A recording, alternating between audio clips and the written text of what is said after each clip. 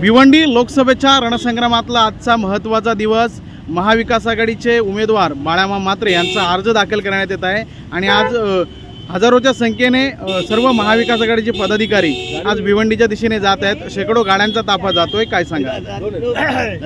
आज सर्वांना महाविकास आघाडीच्या कार्यकर्त्यांना या ठिकाणी आनंद आहे की आज खऱ्या अर्थाने आमची महाविकास आघाडी राष्ट्रवादी काँग्रेस पक्ष, शरदचंद्रजी पवार, शिवसेना उद्धव बाळासाहेब ठाकरे आणि राष्ट्रीय काँग्रेस आणि CPM आमचं एक मजबूत गठबंधन या मतदारसंघात आहे।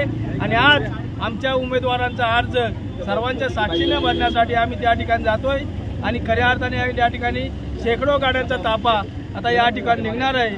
आणि आज बाळामा म्हात्रे यांचा अर्ज भरण्यासाठी आदरणीय पवार साहेबांचा, आदरणीय उद्धव ठाकरे साहेबांचा, आदरणीय राहुल गांधींचा, सोनिया गांधींचा यांचा आशीर्वाद त्यांना आहे।